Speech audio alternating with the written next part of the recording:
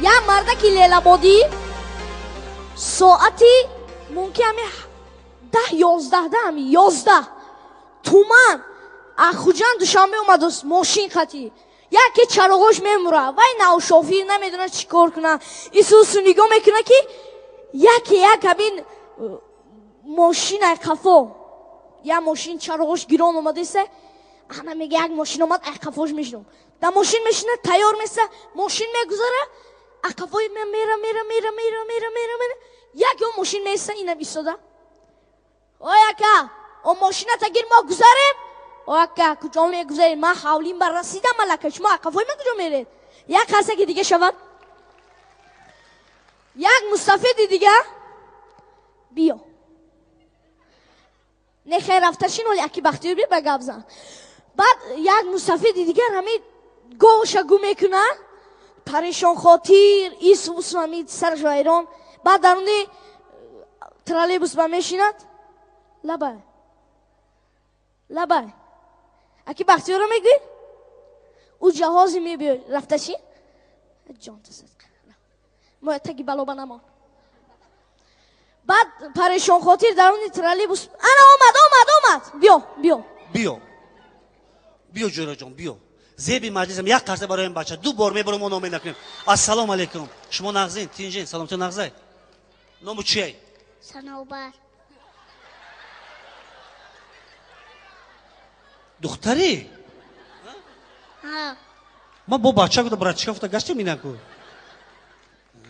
قندو تا انم خیگرد یگون بچه تو لیز نمیگرد اگر کلام شوی کو اون من دور میگرزم فهمیدی؟ تو چی برانگی بچه؟ переводчик یک کسی دیگه کی این بچه خشرو بیا سلام کنیم اینجا بیا خود جلوشه بیا اینجا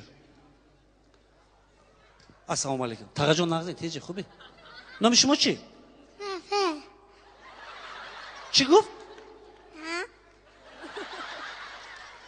دقت نامتون چیه نفه چی گفت نام چیه صنوبر نامی بچه چیه نام تا بگو نفه نامش چی بوده افبر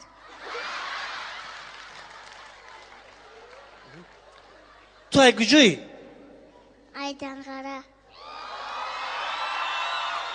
خرسک دنغرگی نامش چی بوده ای بچه نامش چیه تو ای کجا اومدی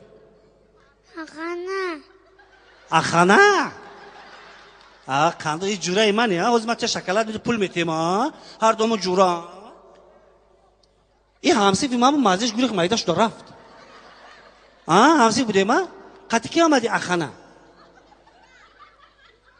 قطی که خانه میری راو خاچوا مردمی دنگره که دیگه میزنیم سنابره قطی که اومدی کچوچم آتات کو اتم خونه ده دادنگره چند روزه اومدی 8 روزه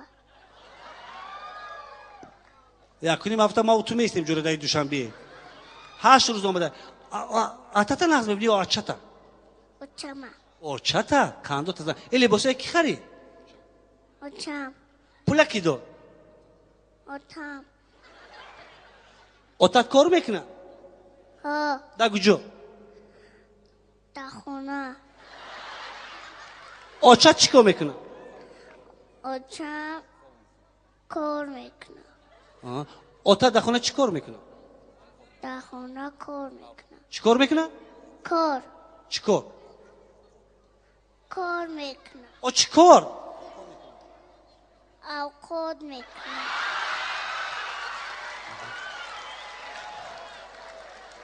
چی با که قرصک نمیزنی تو شما برای واه کندوش ازنه سنابر جان آتش کار میکنه یعنی اوقات میکنه آچات چی کار میکنه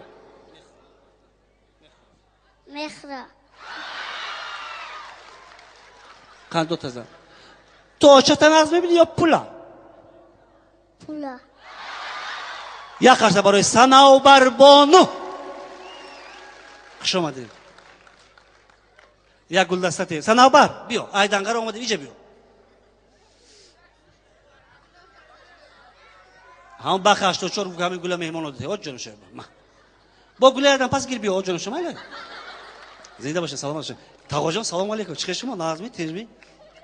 این بخ 84 ببینید ای هفت ساله مخلص داره. شما کجا اومدی؟ ما ای خطلان زمین بستان زمین. شما مخصوص برای بخ آمدید می؟ کدام سرش معقوله؟ آرام بست کدام سرش معقول؟ جنبان زنده باشی. اگر بخ 84 بخ اینجا بیا قرصک استقبال میگیریم. بخ مهمان‌ها از تمام کنار جنوبی هم وادی ختلان و زرافشان و بدخشان و ناحیه‌های تابع مرکز اومدن. خوش آمدید. این بزم نوروزی بخ 84 بود و با نگفته نماند که ساعت 5 دویم سیان سرودهای تر و تازه بخ همش مایلش. بعد اونی که گفتیم ساعت 5 با دویم سیانس میشه سرودهای نو میخونی. این مایله.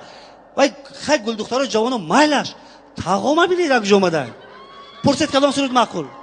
پرسید ها یک دو سه جنبان معقولش ندیدم اونجا. جنبان الان که فهمیدیم شما با یگان سرود دیگه میدونید شما تاغا جون شما چند ساله 58 نکی دامرتون چینا رو هم نمونده گاب نیست صدقه سر اکای بخ 74 مخلص که از ما دستیم این مخلص ما اونجا شناخته کردیم تا همه کنسرت هستن نام این مخلص ولی پرسن فایز علی همین تاکه فایز علی می فایز علی واه یکس دو نام داره تمام کنسرت های بخ 84 است همین کسی خب زنده باشین سلامت باشین الهی برای یک قرطه برای مخلص دومی بخ 84 زنده باشین سلامت باشین تمام بیا سر میکنیم اکن بیا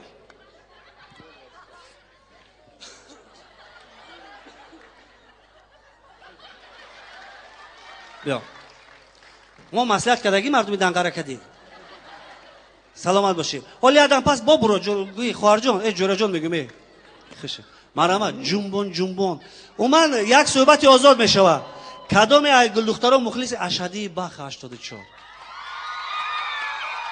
شما این یگون سرود چه میدونی بیا مرحمت دو مصرش کی میخونه سرودی بخ 84 کی بای بیاد اینجا بیاد بیاین دو تا دختر بیا با کی شما چی خواهر بیا لا یا بیا اینجا بیا خواهر این دیگه نه برو واه بیا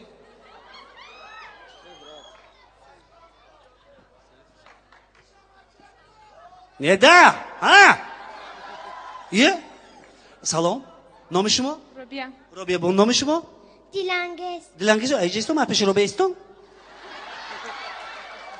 بخیر تماشا کن جرا زور میبینم خود شما از کجا دیلانگیز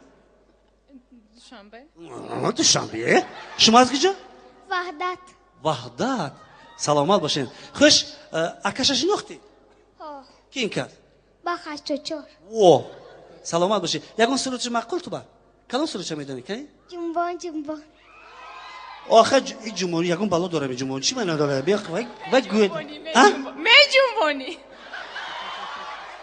چیه زمین و زمانه چی رو می جنبانی زمین زمانه چخیلی می جنبانی ای خیلی می جنبانی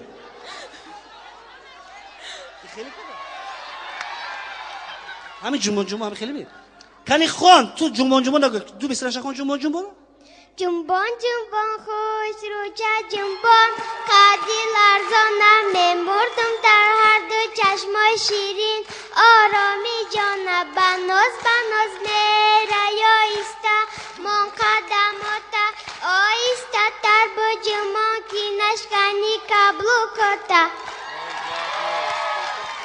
یکی میرنگز جان استادر جنبانی که کبلو که بو نشکنه مالش می شما یکان سرود دیگر چه میدونید بخیر همین میدونید میخونیم گپ نیست مرحمت نه مالش حاضر میخونه دیگه کابل که احتیاط کنید مالش می سلامت باشین روید زنده باشین جنبون رفتیم مرا سلام علیکم